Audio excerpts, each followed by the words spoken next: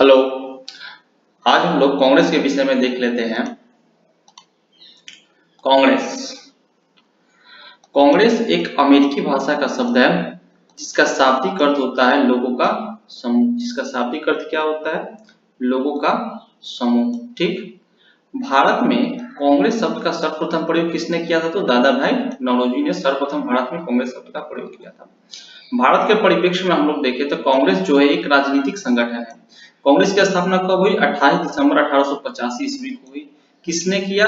Scotland के निवासी A.O.. Hume ने किया था कांग्रेस की स्थापना। और ए.ओ. ह्यूम जो है इन्होंने कभी भी कांग्रेस के अधिवेशन की अध्यक्षता नहीं की। ये कांग्रेस के प्रथम महासचिव रहे। कब से कब तक? 1885 से लेकर 1905 तक ये कांग्रेस के महासचिव के पद पर रहे। ए.ओ. ह्यूम की जो जीवनीकार है वो विलियम बेडरवन है।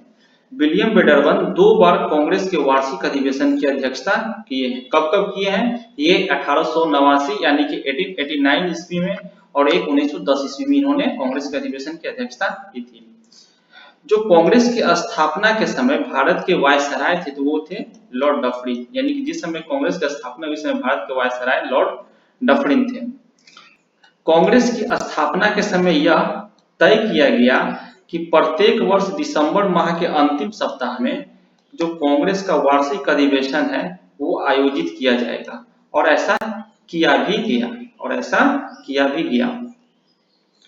लेकिन एक बात ध्यान रखना है कि वर्ष 1930 में, वर्ष 1935 ईस्वी में और वर्ष 1940 से 46 ईस्वी के बीच कांग्रेस का कोई भी वार्षिक अधिवेशन आयोजित नहीं हुआ था। एक चीज यहाँ हम ध्यान देंगे कि जो कांग्रेस की स्थापना है वो 28 दिसंबर 1885 ईस्वी को बंबई में गोकुलदास तेजपाल संस्कृत कॉलेज में हुआ था। अब हम लोग कांग्रेस के अधिवेशन को देख लेते हैं। कांग्रेस का प्रथम अधिवेशन। कांग्रेस का जो प्रथम अधिवेशन है वो 1885 ईस्वी में मुंबई में आयोजित हुआ था। इस अधिवेशन में कुल 72 सदस्य उपस्थित हुए थे। ठीक। और ये सभी सदस्य शहरी और शिक्षित थे। इस अधिवेशन की अध्यक्षता किसने किया? तो उमेश चंद्र बनर्जी ने किया है। अर्थात उमेश चंद्र बनर्जी कांग्रेस के प्रथम अध्यक्ष हुए। इस अधिवेशन में कुल 9 प्रस्ताव पारित हुए थे। कांग्रेस के प्रथम अधिवेशन में कुल 9 प्रस्ताव पारित हुए थे। अब हम लोग नोट देख लेते हैं। कहता है कि कांग्रेस का जो स्थापना है उसमें सुरेंद्र नाथ बनर्जी का महत्वपूर्ण योगदान रहा, जिस कारण हम कांग्रेस के द्वितीय संस्थापक सुरेंद्र नाथ बनर्जी को कहते हैं। लेकिन सुरेंद्र नाथ बनर्जी कांग्रेस के प्रथम अधिवेशन में भाग नहीं लिए थे। अब हम लोग कांग्रेस के द्वितीय अधिवेशन को देख लेते हैं। तो कांग्रेस का जो द्वितीय अधिवेशन है वो द्वितीय वार्षिक अधिवेशन वो 1886 ईस्वी में कोलकाता में आयोजित किया गया। इस अधिवेशन की जो अध्यक्षता है वो दादा भाई नौरोजी ने किया था। दादा भाई नौरोजी जो है वो पारसी समाज से आते थे। अर्थात हम कह सकते हैं कि कांग्रेस के जो प्रथम पारसी अध्यक्ष हुए वो दादा भाई नौरोजी हुए। दादा भाई नौरोजी को हम लोग जो है grand old man of India या भारत का वयोवृद्ध पुरुष भी कहते हैं। ठीक है। द्वितीय अधिवेशन में और क्या क्या हुआ? तो कहता है कि इस अधिवेशन में ये जो द्वितीय अधिवेशन में भाग लेने वाले कांग्रेसी सदस्यों को भारत के वायसराय लॉर्ड डफरिन ने भोजन करवाया था और इसे इतिहास में हम लोग गार्डन पार्टी के नाम से जानते हैं। ठीक। लेकिन ध्यान देने वाली बात यह है कि कांग्रेस के द्वितीय वार्षिक अधिवेशन में सुरेंद्र नाथ बनर्जी ने भाग लिया था, लेकिन गार्डन पार्टी में जो है सुरेंद्र नाथ बनर्जी ने भाग नहीं लिया था। सुरेंद्र नाथ बनर्जी द्वितीय अधिवेशन में भाग लिए लेकिन लॉर्ड डफरिन के गार्डन पार्टी में भाग नहीं लिए थे। कांग्रेस का तृतीय अधिवेशन। कांग्रेस का जो तीसरा वार्षिक अधिवेशन है वो 1887 ईस्वी में मद्रास में आयोजित हुआ था। इसकी अध्यक्षता जो है वो बदरुद्दीन तैयब जी ने किया था। बदरुद्दीन तैयब जी जो है कांग्रेस के प्रथम मुस्लिम अध्यक्ष हुए और इन्होंने अध्यक्षता करते हुए कांग्रेसी बनों का नारा दिया था। बदरुद्दीन तैयब जी अध्यक्षता करते हुए कांग्रेसी बनों का नारा दिए थे। हम कांग्रेस के चौथे अधिवेशन को देख लेते हैं। जो कांग्रेस का चौथा अधिवेशन है वो 1888 ईस्वी में इलाहाबाद में आयोजित हुआ था।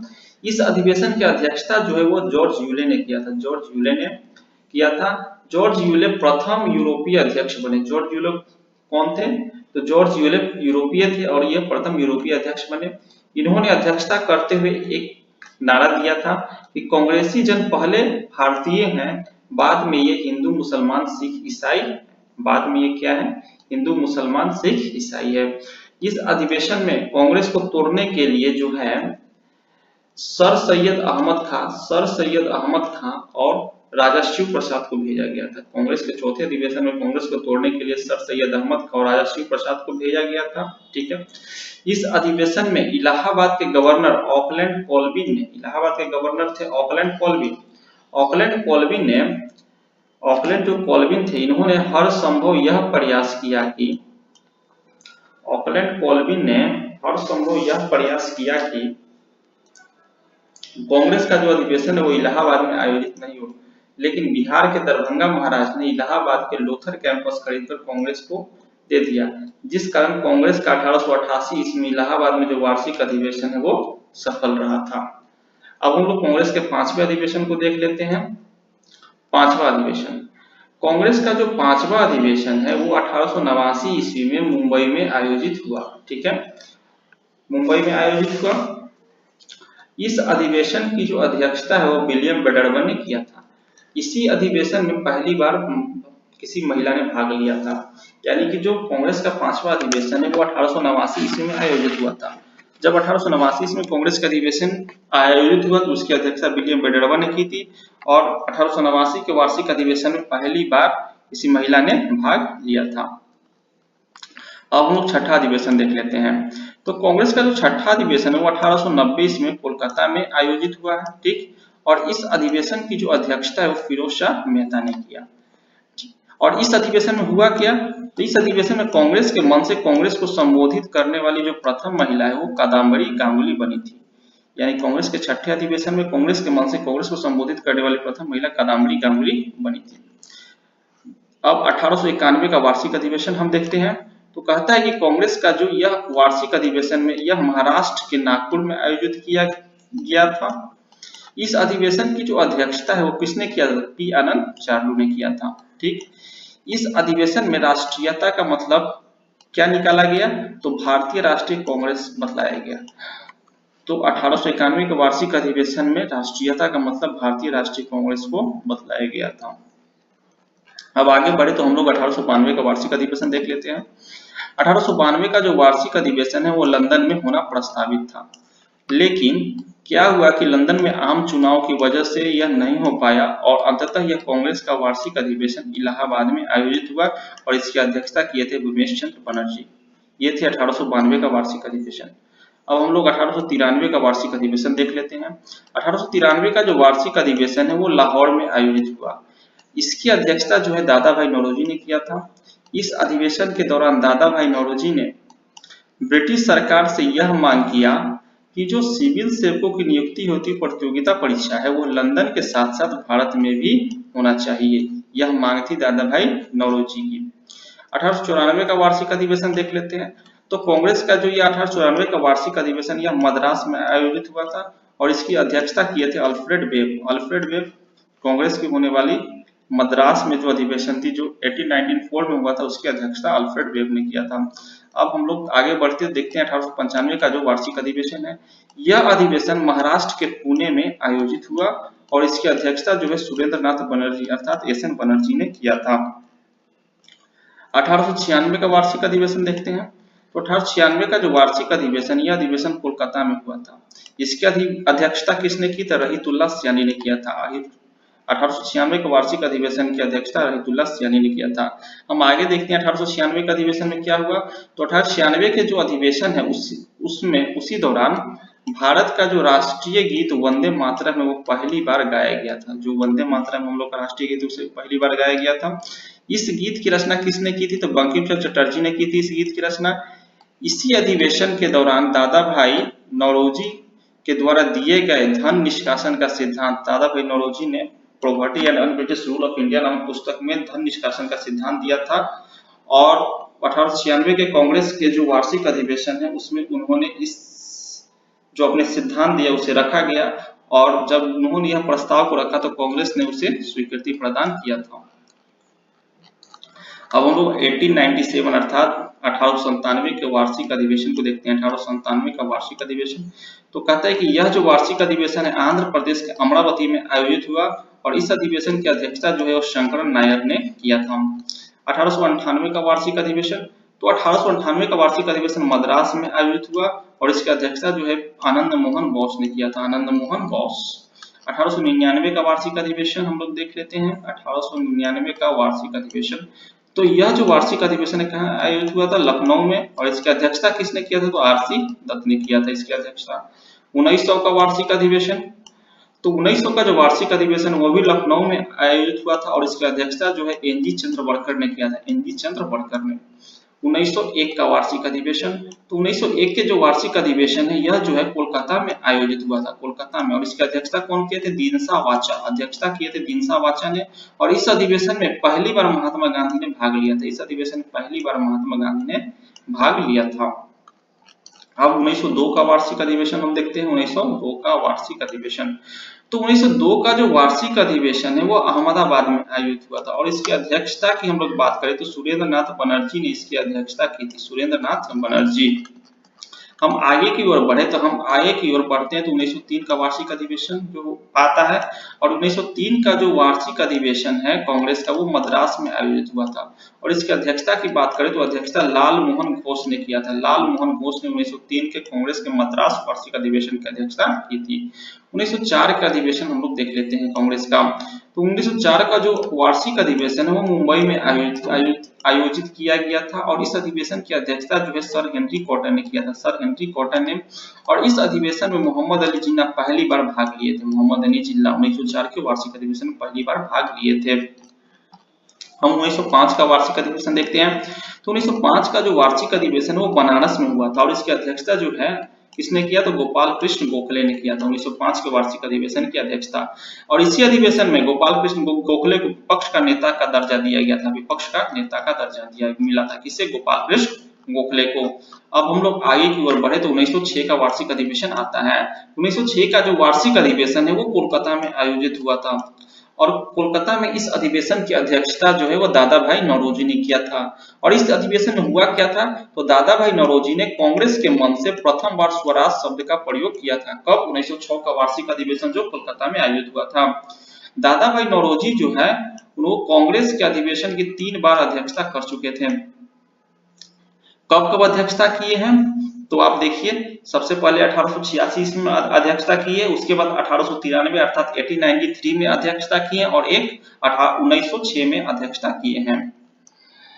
अब हम लोग आगे की ओर बढ़े तो आगे की ओर 1907 का वार्षिक अधिवेशन आता है। यह अधिवेशन सूरत में आयोजित हुआ, यानी 1907 का वार्षिक अधिवेशन सूरत में आयोजित हुआ था। इस अधिवेशन के अध्यक्ष बनने को लेकर कांग्रेस स्पष्ट तौर पर 2 भागों में विभाजित हो गया, एक उग्रवादी और दूसरा था उदारवादी। उग्रवादी वर्ग इस अधिवेशन के अध्यक्ष बाल गंगाधर तिलक या लाला लाजपत राय को बनाना चाहते थे, ठीक है, लेकिन इस अधिवेशन के अंततोगत अध्यक्ष बना कौन? तो रास बिहारी घोष बना था, रास बिहारी घोष। 1908 का वार्षिक अधिवेशन। अब हम लोग आगे की ओर बढ़ते हैं। 1908 का वार्षिक अधिवेशन तो कांग्रेस का जो यह वार्षिक अधिवेशन है यह मद्रास में आयोजित हुआ था और इसकी भी जो अध्यक्षता है उन्होंने रास बिहारी घोष ने ही किया था। इस अधिवेशन के दौरान क्या हुआ था? तो कांग्रेस के लिए संविधान निर्माण किया गया था। 1908 के वार्षिक अधिवेशन जो कि कहाँ आयोजित हुआ था? मद्रास में। अब हम लोग आगे की ओर बढ़े तो आगे की ओर 1909 का वार्षिक अधिवेशन आता है। 1909 का वार्षिक अधिवेशन लाहौर में आयोजित हुआ था और इस अधिवेशन की जो अध्यक्षता है वो मदन मोहन मालवीय ने किया था। इस अधिवेशन के दौरान लॉर्ड रिपन को भारत का सबसे लोकप्रिय वायसराय घोषित किया गया। 1909 का वार्षिक अधिवेशन जो कि लाहौर में आयोजित किया गया था, इस अधिवेशन में वायसराय लॉर्ड रिपन को भारत का लोकप्रिय वायसराय घोषित किया गया था। 1910 का वार्षिक अधिवेशन। हम आगे की ओर बढ़े तो हम पढ़ते हैं अब। तो 1910 का जो वार्षिक अधिवेशन है वो इलाहाबाद में आयोजित हुआ था और इसकी अध्यक्षता जो है विलियम बेडरवन ने किया था। हम आगे बढ़े अब तो 1911 का वार्षिक अधिवेशन आता है। 1911 का जो वार्षिक अधिवेशन है वो कोलकाता में आयोजित हुआ था। इसकी जो अध्यक्षता है वो पंडित विश्व नारायण धड़ के द्वारा किया गया था और इसी अधिवेशन में भारत का जो राष्ट्रीय गान है जन गण मन वो पहली बार गाया गया था। जनगणमन की रचना किसने की? तो रविन्द्रनाथ टैगोर ने की थी। अब हम आगे की ओर बढ़ते हैं। तो 1912 का वार्षिक अधिवेशन आता है। तो कांग्रेस का जो 1912 का वार्षिक अधिवेशन है वो बिहार के पटना के बांकीपुर में आयोजित हुआ था और यह बिहार में होने वाला कांग्रेस का प्रथम वार्षिक अधिवेशन था। इसकी अध्यक्षता के लेकर बात करें तो आर.एन. माधोलकर इसकी अध्यक्षता किया था। इस अधिवेशन के दौरान क्या हुआ था? तो इस अधिवेशन के दौरान कांग्रेस के जो जनक या पिता की उपाधि है वो ए.ओ. ह्यूम को दिया गया था। 1913 का वार्षिक अधिवेशन, 1913 का जो कांग्रेस का वार्षिक अधिवेशन है यह कराची में आयोजित हुआ था, कराची में, ठीक। इस अधिवेशन की अध्यक्षता किसने किया था? नवाब सैयद मोहम्मद बहादुर। नवाब सैयद मोहम्मद बहादुर ने 1913 के कांग्रेस के कराची अधिवेशन की अध्यक्षता की थी। 1914 का वार्षिक अधिवेशन, 1914 का जो वार्षिक अधिवेशन यह मद्रास में आयोजित हुआ था, मद्रास में, और इसकी अध्यक्षता कौन किया था? भूपेंद्र नाथ बसु ने किया था, भूपेंद्र नाथ बसु ने। 1915 का वार्षिक अधिवेशन, 1915 का जो वार्षिक अधिवेशन यह मुंबई में आयोजित हुआ था, मुंबई में। इसकी अध्यक्षता किसने किया था? सत्येंद्र प्रसाद सिन्हा ने, सत्येंद्र प्रसाद सिन्हा ने इसकी अध्यक्षता किया था और इस अधिवेशन में पहली बार भारतीय वायसराय लॉर्ड वेलिंगटन भाग लिए थे। 1915 के वार्षिक अधिवेशन में लॉर्ड वेलिंगटन भाग लिए थे पहली बार। 1916 का वार्षिक अधिवेशन, 1916 के वार्षिक अधिवेशन जो है वो लखनऊ में आयोजित हुआ। इसकी अध्यक्षता अंबिका चरण मजूमदार के द्वारा किया गया और यह जो अधिवेशन है कई दृष्टिकोण से काफी महत्वपूर्ण है। क्यों महत्वपूर्ण है? आइए देखते हैं। यह अधिवेशन इस अधिवेशन में बाल गंगाधर तिलक और रानी एनी बेसेंट के प्रयास से जो कांग्रेस का गरम दल और नरम दल है दोनों एक हो गए। इस अधिवेशन यानी 1916 के कांग्रेस के लखनऊ अधिवेशन में क्या हुआ? तो बाल गंगाधर तिलक ने एक नारा दिया था कि स्वराज मेरा जन्मसिद्ध अधिकार है और मैं इसे लेकर रहूंगा। उसके बाद इस अधिवेशन में क्या हुआ?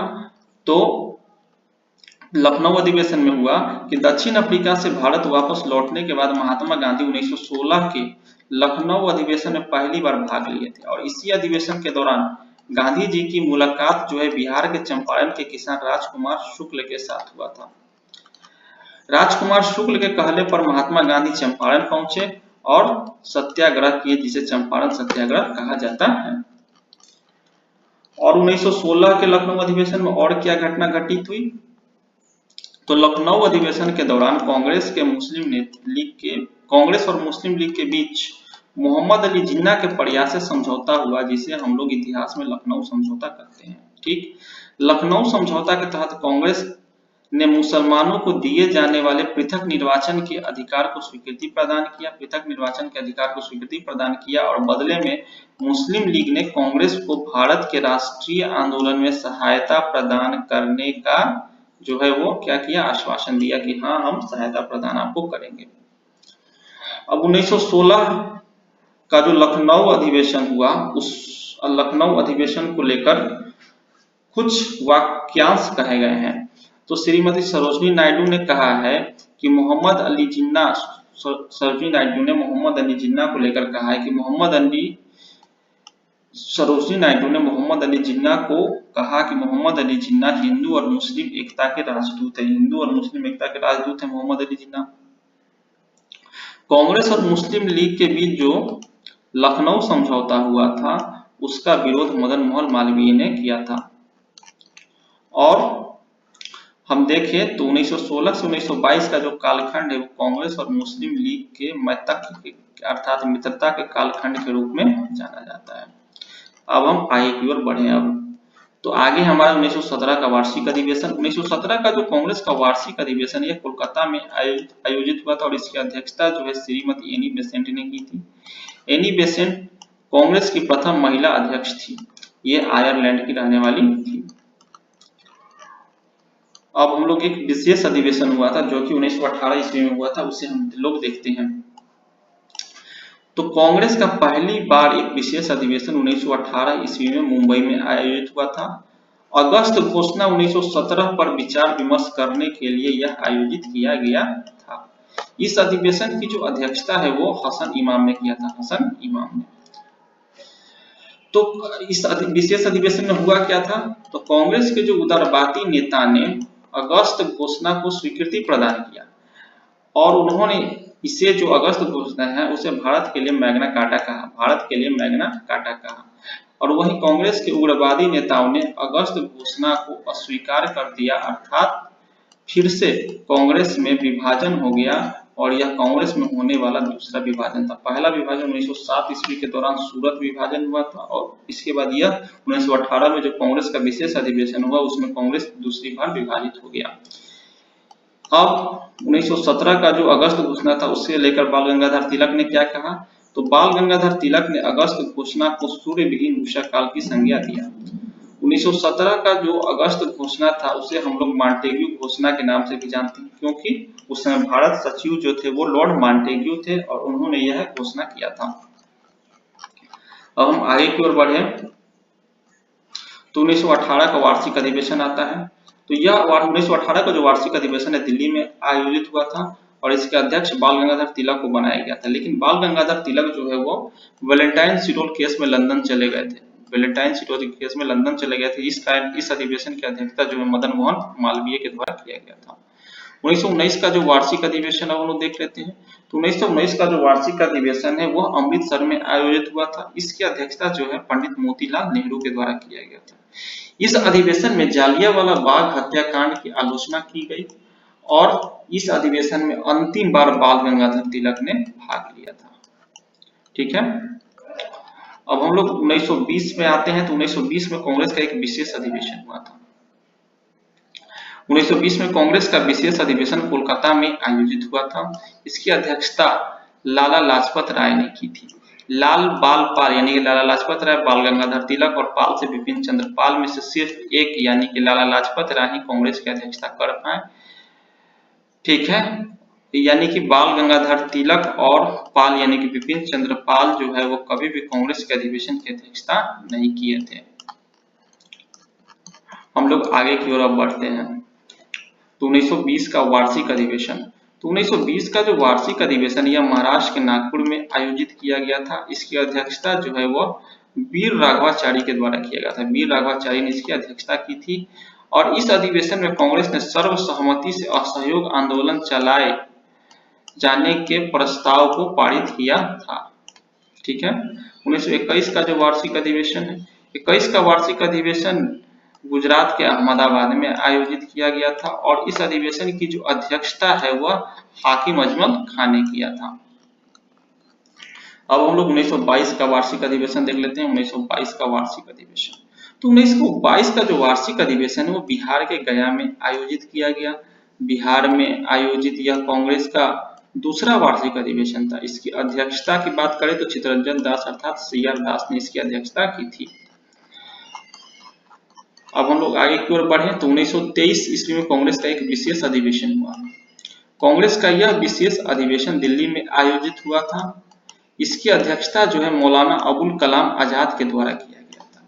ये कांग्रेस के सबसे युवा अर्थात अध्यक्ष बने थे। जब ये कांग्रेस की अध्यक्षता कर रहे थे उस समय इनका उम्र महज 35 वर्ष था। तो कांग्रेस के सबसे युवा अध्यक्ष हुए मौलाना अबुल कलाम आजाद। अब आते हैं, हम लोग बढ़ते हैं 1923 का अधिवेशन, वार्षिक अधिवेशन। वार्षिक नहीं, ये विशेष अधिवेशन है, वार्षिक अधिवेशन नहीं है ये 1923 का जो है वो विशेष अधिवेशन है। 1923 का विशेष अधिवेशन। तो यह जो विशेष अधिवेशन है यह आंध्र प्रदेश सॉरी 1923 का तो विशेष अधिवेशन का हम लोग ने जिक्र कर ही लिया था। यह दिल्ली में आयोजित हुआ था और इसकी अध्यक्षता जो है मौलाना अबुल कलाम आजाद ने किया था। ये जो है 1923 का जो है वार्षिक अधिवेशन ही है। तो 1923 का जो वार्षिक अधिवेशन इसकी यह जो है आंध्र प्रदेश के काकीनाडा में आयोजित हुआ था और इस अधिवेशन की अध्यक्षता मौलाना मोहम्मद अली ने किया था। मौलाना मोहम्मद अली 1930 का जो वार्षिक अधिवेशन है यह आंध्र प्रदेश के काकीनाडा में आयोजित किया गया था और इसकी अध्यक्षता मौलाना मोहम्मद अली ने किया था। हम लोग आगे की ओर बढ़े तो 1924 का वार्षिक अधिवेशन। 1924 का जो वार्षिक अधिवेशन है वो कर्नाटक के बेलगाम में आयोजित हुआ था और इसकी अध्यक्षता जो है महात्मा गांधी ने की थी। महात्मा गांधी एक बार कांग्रेस के वार्षिक अधिवेशन की अध्यक्षता की है जो 1924 में कांग्रेस का बेलगाम अधिवेशन है। ठीक है, माई की ओर बढ़े तो 1925 का वार्षिक अधिवेशन, तो यह अधिवेशन जो है कानपुर में आयोजित हुआ था। इस अधिवेशन की अध्यक्षता श्रीमती सरोजिनी नायडू ने की थी, जो कांग्रेस की प्रथम भारतीय महिला अध्यक्ष बनी है। 1926 का वार्षिक अधिवेशन, 1926 का जो वार्षिक अधिवेशन असम के गुवाहाटी में आयोजित किया गया था और इसकी अध्यक्षता श्रीनिवास अयंगर के द्वारा किया गया था। 1927 का वार्षिक अधिवेशन, 1927 का जो वार्षिक अधिवेशन है वो मद्रास में आयोजित किया गया था और इसकी अध्यक्षता डॉक्टर एम ए अंसारी ने किया था। इस अधिवेशन की मुख्य बात क्या थी, तो इस अधिवेशन में साइमन कमीशन आयोग के भारत आगमन का कांग्रेस विरोध करने का प्रस्ताव पारित किया था। 1928 का जो वार्षिक अधिवेशन है, 1928 का वार्षिक अधिवेशन कोलकाता में आयोजित किया गया था। इसकी अध्यक्षता मोतीलाल नेहरू ने किया था और इस अधिवेशन की क्या विशेषता है, तो कांग्रेस के लिए एक अलग से विशेष विदेश विभाग का गठन किया गया था। हम लोग आगे बढ़ते हैं तो 1929 का वार्षिक अधिवेशन आता है। 1929 का वार्षिक अधिवेशन, 1929 का वार्षिक अधिवेशन वो लाहौर में आयोजित किया था। इसकी अध्यक्षता जो है पंडित जवाहरलाल नेहरू के द्वारा किया गया था। इस अधिवेशन के दौरान पंडित जवाहरलाल नेहरू ने अपना लक्ष्य जो है पूर्ण स्वराज रखा था, पूर्ण स्वराज, और पूर्ण स्वराज के प्रस्ताव को कांग्रेस ने पारित भी किया था। पंडित जवाहरलाल नेहरू ने इस अधिवेशन के दौरान यह घोषणा किया कि जब तक देश को आजादी नहीं मिल जाती तब तक प्रत्येक वर्ष 26 जनवरी को स्वाधीनता दिवस के रूप में मनाया जाएगा। और इसी घोषणा के तहत भारत ने जो है अपना पहला स्वाधीनता दिवस 26 जनवरी 1930 ईस्वी को मनाया था। कांग्रेस इस वार्षिक अधिवेशन में यह भी प्रस्ताव पारित किया कि गांधी जी के नेतृत्व में सविनय अवज्ञा आंदोलन चलाए जाएंगे। 1930 ईस्वी में आते हैं तो 1930 ईस्वी में कांग्रेस का कोई भी वार्षिक अधिवेशन नहीं हुआ था। अब हम लोग आगे की ओर बढ़े तो 1931 का वार्षिक अधिवेशन आता है। 1931 का वार्षिक अधिवेशन जो है वह कराची में आयोजित हुआ था और इसकी अध्यक्षता जो है सरदार वल्लभ भाई पटेल के द्वारा किया गया था। इस अधिवेशन में प्रमुख प्रावधान निम्न है। इस अधिवेशन के दौरान गांधी इरविन समझौता जो 5 मार्च 1931 ईस्वी को विशेष कांग्रेस ने स्वीकृति प्रदान किया था। इस अधिवेशन के दौरान कांग्रेस ने ब्रिटिश सरकार से मौलिक अधिकार की मांग किया था। ठीक है, उसके बाद क्या हुआ इस अधिवेशन में, इस अधिवेशन में जब भाग लेने के लिए गांधी जी पंजाब के रास्ते कराची जा रहे थे तो उन्हें काला झंडा दिखाया गया था। इस अधिवेशन के दौरान महात्मा गांधी जी ने क्या कहा था कि गांधी मर सकता है परंतु गांधीवाद नहीं मर सकता। अब हम लोग 1932 का वार्षिक अधिवेशन देख लेते हैं। 1932 का वार्षिक अधिवेशन, तो यह जो अधिवेशन है दिल्ली में आयोजित हुआ था। इस अधिवेशन की जो अध्यक्षता है मदन मोहन मालवीय को बनाया गया था अध्यक्ष, लेकिन वो थे जेल में बंद, तो इस कारण इस अधिवेशन की जो अध्यक्षता है वो अमृत रणछोड़ दास सेठ ने किया था। इसी तरह 1933 का वार्षिक अधिवेशन, यह वार्षिक अधिवेशन जो है 1933 वाला यह कोलकाता में आयोजित किया गया था और इसके भी अध्यक्ष जो है वो मदन मोहन मालवीय को बनाया गया था, लेकिन वो जेल में बंद थे, जिस कारण इस अधिवेशन की जो अध्यक्षता है श्रीमती नलिनी सेन गुप्ता ने किया और नलिनी सेन गुप्ता कांग्रेस की तीसरी महिला अध्यक्ष बनी थी। 1934 का वार्षिक अधिवेशन, तो 1934 का वार्षिक अधिवेशन जो है मुंबई में आयोजित किया गया था और इसकी जो अध्यक्षता डॉक्टर राजेंद्र प्रसाद के द्वारा किया गया था। 1935 की बात करें तो 1935 में कांग्रेस का कोई वार्षिक अधिवेशन नहीं हुआ था। अब हम लोग 1936 ईस्वी में आते हैं।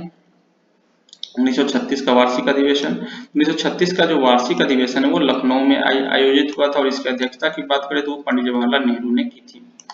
इस अधिवेशन के दौरान पंडित नेहरू ने क्या कहा था कि मैं स्वभाव से समाजवादी हूं, मैं स्वभाव से समाजवादी हूं और भारत में समाजवादी राज्य की स्थापना करना चाहता हूं। समाजवाद ही भारत की हर समस्या का समाधान है। इस अधिवेशन के दौरान कांग्रेस पार्लियामेंट्री बोर्ड का गठन किया गया, कांग्रेस के 1936 के वार्षिक अधिवेशन के दौरान। ठीक है, अब हम लोग आगे बढ़ते हैं, आते हैं 1937 ईस्वी में। तो 1937 का वार्षिक अधिवेशन, तो 1937 का जो वार्षिक अधिवेशन है वो महाराष्ट्र के फैजपुर गांव में आयोजित किया गया था और यह कांग्रेस का गांव में आयोजित प्रथम वार्षिक अधिवेशन था। इस अधिवेशन की जो अध्यक्षता थी वो पंडित जवाहरलाल नेहरू ने की थी और इस अधिवेशन के दौरान क्या हुआ था कि 13 अस्थायी कृषि विधेयकों को कांग्रेस ने पारित किया था, 13 अस्थायी कृषि विधेयकों को। ठीक है। अब हम लोग 1938 ईस्वी में प्रवेश करते हैं। 1938 ईस्वी का वार्षिक अधिवेशन, तो यह जो वार्षिक अधिवेशन यह गुजरात के हरिपुरा गांव में आयोजित हुआ था और यह गांव में आयोजित कांग्रेस का दूसरा अधिवेशन था। इस अधिवेशन की जो अध्यक्षता है वो सुभाष चंद्र बोस ने की थी। इस अधिवेशन का मुख्य बात क्या है, इस अधिवेशन के दौरान राष्ट्रीय नियोजन समिति की स्थापना किया गया और जिसके प्रथम अध्यक्ष जो है पंडित जवाहरलाल नेहरू को बनाया गया था। अब हम लोग आगे की ओर बढ़ते हैं तो 1939 का वार्षिक अधिवेशन आता है। यह जो 1939 का वार्षिक अधिवेशन यह मध्य प्रदेश के त्रिपुरी में आयोजित किया गया था, जिसकी अध्यक्षता महात्मा गांधी ने किया था। सॉरी इस अधिवेशन में महात्मा गांधी यह चाहते थे कि अध्यक्ष पट्टाभी सीतारामैया बने, लेकिन इस अधिवेशन के अध्यक्ष सुभाष चंद्र बोस बने थे। अब हम लोग 1940 ईस्वी में प्रवेश करते हैं। तो 1940 ईस्वी में क्या हुआ, तो 1940 में कांग्रेस का जो अधिवेशन वह झारखंड के रामगढ़ में आयोजित किया गया और इसकी अध्यक्षता मौलाना अबुल कलाम आजाद ने किया था। मौलाना अबुल कलाम आजाद 1940 से 1946 ईस्वी तक 1940 से 1946 ईस्वी तक लगातार 6 वर्षों तक कांग्रेस के अध्यक्ष बने रहे, क्योंकि द्वितीय विश्व युद्ध के कारण इस अवधि के दौरान कांग्रेस का कोई भी वार्षिक अधिवेशन नहीं हुआ, यानी कि 1900 हम बात करें तो 1940 से जो है 1946 के बीच कांग्रेस का कोई वार्षिक अधिवेशन आयोजित नहीं हुआ था, क्योंकि 1939 से द्वितीय विश्व युद्ध प्रारंभ हो गया था। अब हम लोग आते हैं 1946 का वार्षिक अधिवेशन। तो 1946 का जो वार्षिक अधिवेशन वो मेरठ में आयोजित हुआ था। मेरठ में इसकी अध्यक्षता जेबी कृपलानी ने किया था। आजादी के समय और भारत विभाजन के समय जो कांग्रेस के अध्यक्ष थे वो जेबी कृपलानी ही थे, जेबी कृपलानी। 1947 का वार्षिक अधिवेशन नहीं था, ये कांग्रेस का विशेष अधिवेशन था जो 1947 में आयोजित हुआ था। यह जो अधिवेशन है वो दिल्ली में आयोजित हुआ था और इसके अध्यक्ष थे डॉक्टर राजेंद्र प्रसाद। 1948 का वार्षिक अधिवेशन देखते हैं हम लोग। 1948 का जो वार्षिक अधिवेशन वो राजस्थान के जयपुर में आयोजित हुआ था और इसकी अध्यक्षता जो है वो पट्टाभी सीतारामैया ने की थी। पट्टाभी सीतारामैया की एक पुस्तक है जिसका नाम है कांग्रेस का इतिहास, उन्होंने यह पुस्तक की रचना की थी। 1950 का वार्षिक अधिवेशन हम देखते हैं। तो कांग्रेस का जो 1950 का जो वार्षिक अधिवेशन यह महाराष्ट्र के नासिक में आयोजित हुआ था और इसकी अध्यक्षता जो है पुरुषोत्तम दास टंडन के द्वारा किया गया था। यहाँ पर कांग्रेस का संपूर्ण अधिवेशन खत्म होता है। अब हम लोग देखते हैं नोट में एक कुछ पॉइंट है, कहता है कि आजादी के बाद महात्मा गांधी यह चाहते थे कि कांग्रेस को समाप्त कर दिया, यानी कि जब भारत को आजादी मिल गई तो महात्मा गांधी ने कहा कि कांग्रेस को समाप्त कर दिया जाए। अब कांग्रेस पर की गई टिप्पणी हम लोग देख लेते हैं। तो कहता है कि कांग्रेस के एक वर्ष में जो एक बार होने वाले वार्षिक सम्मेलन की आलोचना करते हुए बाल गंगाधर तिलक ने कहा था कि एक वर्ष में एक बार मेढक की टरटराने से कुछ भी हासिल नहीं होने वाला है। कौन कहे थे? बाल गंगाधर तिलक।